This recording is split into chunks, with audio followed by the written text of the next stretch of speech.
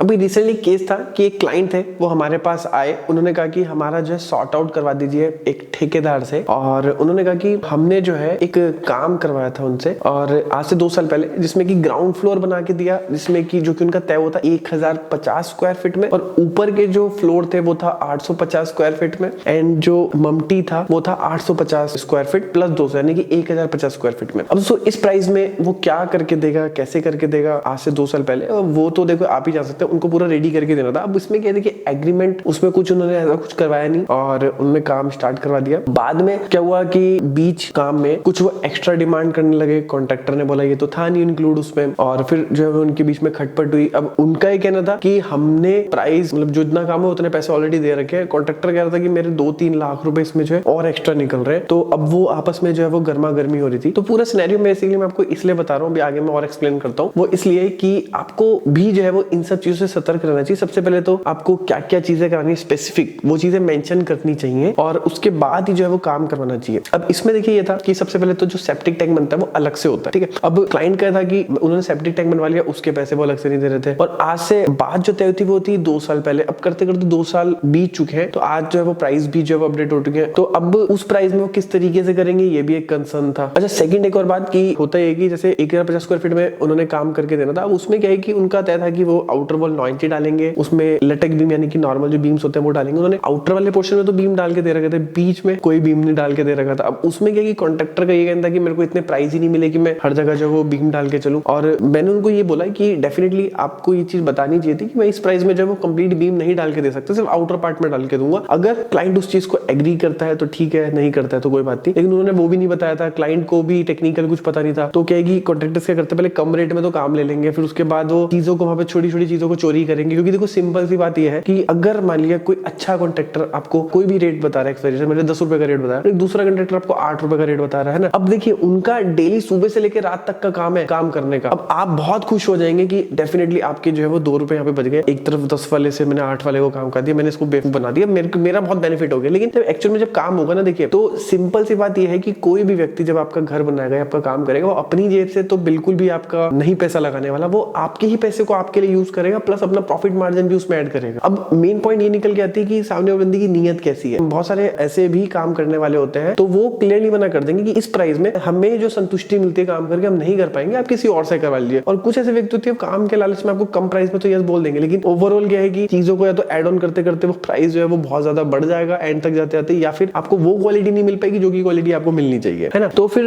इसमें सेकंड चीज एक और आती है कि बहुत सारी क्या होता है कि मेजरमेंट करने में गड़बड़ करते हैं। जैसे मान लिया उन्होंने बताया कि मैं आपसे प्राइस कम लूंगा, फिर वो स्टेयर्स को अलग तरीके से मेजर करेंगे, ममटी को अलग तरीके से मेजर करेंगे। अब देखिए किस तरीके से मेजर करते हैं, सबसे पहले हमको वो बताता हूँ। और ये पूरी जो वीडियो है, इस वीडियो के एंड में ना जो पूरा जो डिस्कशन चला था ना कॉन्ट्रैक्टर का क्लाइंट का हमारा, तो एक वो लगभग 30 मिनट्स की एक रिकॉर्डिंग है, वो मैं शेयर करूंगा, लेकिन मैं यूट्यूब पे नहीं शेयर करूंगा। वो जो हमारे कम्युनिटी मेंबर है, तो वो उनके जो प्रीमियम कंटेंट हम क्रिएट करते हैं वहां पर मैं शेयर करूंगा, तो वहां पर जाकर के आप उसको सुन सकते हैं। बहुत सारी इनसाइट्स आपको मिलेंगी कि किस तरीके से वाद विवाद होता है। और भी मैंने बहुत सारी इंफॉर्मेटिव वीडियोस है कम्युनिटी मेंबर के जो सदस्य उनके लिए डाल रखी है। और अगर आप इंटीरियर्स को डेफिनेटली सीरियसली सीखना चाहते हैं तो आप जाकर के हमारी कम्युनिटी मेंबर को ज्वाइन कर सकते हैं। तो फिलहाल सबसे पहले बात करते हैं, जैसे फॉर एग्जांपल उनका जो एरिया था वो 850 स्क्वायर फीट के आसपास एरिया था। तो अब इसमें क्या होता है कि जैसे एक तो जैसे पूरा 850 स्क्वायर फीट है, उसमें आपका स्टेयर्स भी है एंड स्टेयर्स, तो अब कुछ लोग क्या करते हैं स्टेयर्स को 1.5 गुना मेजर करते हैं। अगर स्टेयर्स आपकी नॉर्मल है और स्टेयर्स आपकी स्टेप्स वाली है तो उसको 2 गुना मेजर करते हैं। अब इसमें दूसरा एक और तरीका होता है कि जैसे आपका 850 स्क्वायर फीट एरिया है, तो जो स्टेयर्स का कटआउट एरिया उसको हम अलग से स्टेयर्स को नहीं मेजर करेंगे, वो पूरा 850 मेजर करेंगे, चाहे वो कटआउट है उसको भी, प्लस आपका जो ममटी आपका जो बड़ा है उसको भी हम जो है वो सेम उसी प्राइस में ही आपका कवर करेंगे। तो जैसे आपका G+1 है और आपका एरिया फॉर एग्जांपल मैं एक टेंटेटिव लेके चल रहा हूँ 1000 स्क्वायर फीट का, तो आपका 1000 स्क्वायर फीट नीचे 1000 स्क्वायर फीट ऊपर यानी कि 2000 हो गया। और अगर ममटी मान लिया 300 स्क्वायर फीट की है तो वो आपका 2300 स्क्वायर फीट मेजर होगा। बाकी अगर कोई छज्जा वज्जा आपने निकाल रखा है तो वो छज्जा वज्जा एक्स्ट्रा हो जाएगा। और एक चीज और है कि छज्जे निकालना, अगर आप रोड पे छज्जे निकालते हो तो मैं कहता हूँ टेक्निकली मतलब एक गलत है, ये गलत है, आप एक तरीके से अतिक्रमण ही कर रहे हैं, पहली बात। दूसरी चीज ये कि आप अगर छज्जे निकालते हैं ना तो सबसे ज्यादा बेनिफिट जो है जो कॉन्ट्रैक्टर्स उनको छज्जों में ही होता है, तो वो आपको प्रेरित करेंगे कि आप छज्जे निकलवाइए, है ना। क्योंकि सिंपल सी बात है, उसके नीचे कोई दीवार नहीं आनी, कुछ नहीं आना, और उसको मेजर उन्होंने पूरा लेंटर की तरह करना है। और तीसरी चीज की जो एलिवेशन है ना, एलिवेशन का लुक भी तभी आता है जब आप छज्जे नहीं निकाल के अपने ही एरिया में चीजों को क्रिएट करते हैं। छज्जा निकालेंगे तो एक डब्बा टाइप का स्ट्रक्चर बन जाता है, तो आपको छज्जा नहीं निकालना चाहिए, बेसिकली ऐसा मेरा मानना है। और दूसरी चीज एक और की देखिए, आप जब भी एस्टीमेट बनवाते हैं ना, तो जो भी कॉन्ट्रैक्टर की तरफ से, जैसे फॉर एग्जांपल उन्होंने लिख दिया कि वो कॉलम जो बनाएंगे उसमें 12 mm के इतने सरिये डालेंगे, 16 mm के इतने सरिये डालेंगे, तो ये वो मेंशन कर देते हैं। अब उसमें जो आपके हुक्स डलेंगे, जो आपका स्टीरअप्स होते हैं, तो उसके बीच का गैप कितना रहेगा, उसमें कुंडे बनेंगे कि नहीं बनेंगे, है ना, आपकी फाउंडेशन का गैप कितना रहेगा, कॉलम का साइज कितना रहेगा। तो इस तरीके की ना बहुत सारी चीजें होती है जो कि अधूरी रहती है। तो वो जब काम होता है ना तो वो कहीं ना कहीं गड़बड़ करते हैं, क्योंकि देखो आप आर्किटेक्ट इंजीनियर का सजेशन होगा तो वो और बारीकियों में घुस के आपको जो है वो सजेस्ट करेंगे, और जो कोटेशन आपका बना है तो आप एक बार उनसे जरूर चेक करवा लीजिए, ताकि जो पॉइंट मिसिंग है वो आपका जो फायदा उठा करके जो है वो आपके नुकसान के लिए ना यूज कर सके। जैसे आपने कहानी सुनी होगी कि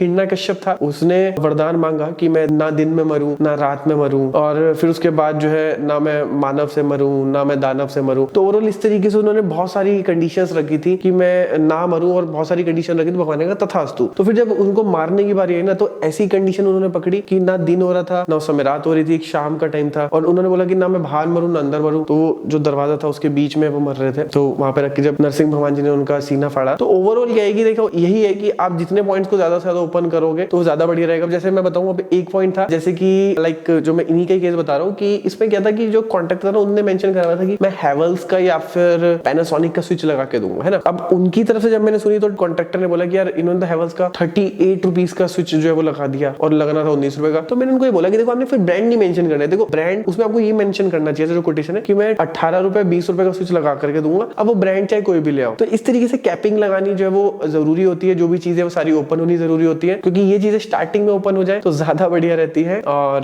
बाद में वरना बहुत ज्यादा प्रॉब्लम हो जाता है, क्योंकि दोनों पार्टीज कहती है कि हमारा नुकसान हो गया। तो वहां पर ओवरऑल क्या है कि अगर आप अदर दूसरे कॉन्ट्रैक्टर को लेकर के आओगे तो आपका कोटेशन भी बढ़ेगा, और दूसरा कॉन्ट्रैक्टर जब आता है ना तो वो ये भी पहले देखता है कि मैं क्यों आ रहा हूं वहां पे। इससे पहले मतलब पहले कॉन्ट्रैक्टर से नहीं बनी तो उसके मन में एक भय का माहौल हो जाता है, तो वो भी आपका 2 रुपए का जो काम है उसके 3 रुपए 3.5 रुपए बताता है। तो ओवरऑल आपका जो माइंड में जो कोटेशन सेट हुआ होता है तो वो भी पंगा पड़ जाता है, और वो आकर के ना पहले जो पहला वाले कॉन्ट्रैक्टर से बात भी करते हैं कि आपका हिसाब क्लियर हुआ कि नहीं, क्योंकि इनके बीच में रूल ऐसा होता है कि अगर पहले वाले बंदे का हिसाब क्लियर नहीं हुआ तो दूसरा बंदा वहां पर एंट्री नहीं कर सकता, उनकी लड़ाई हो जाती है। तो इस तरीके के मल्टीपल चैलेंजेस आते हैं। तो अगर पहले आप किसी प्रोफेशनल की हेल्प ले ले कोटेशन बनवाने में या फिर डिजाइनिंग के टाइम पे, तो वो आई थिंक आपको लगता है कि खर्चा हो गया, लेकिन वो खर्चा नहीं होता। वो बाद का जो पेन है ना उससे जो है आप डेफिनेटली बच सकते हैं। और जो कन्वर्सेशन हुआ था कॉन्ट्रैक्टर के मेरे बीच में और क्लाइंट के बीच में, काफी नोकझोंक हुई थी किस तरीके से चीजों को डील करते, उसका जो कंप्लीट रिकॉर्डिंग है मैंने अपना कम्युनिटी मेंबर है वहां पर शेयर कर दूंगा इस वीडियो के साथ साथ ही। मतलब ये जो वीडियो ये तो ऐड होगी, इसके साथ वो पूरी रिकॉर्डिंग है वो ऐड हो जाएगी, तो वहां पर जाकर के आप सुनिए, बहुत कुछ सीखने को मिलेगा आपको।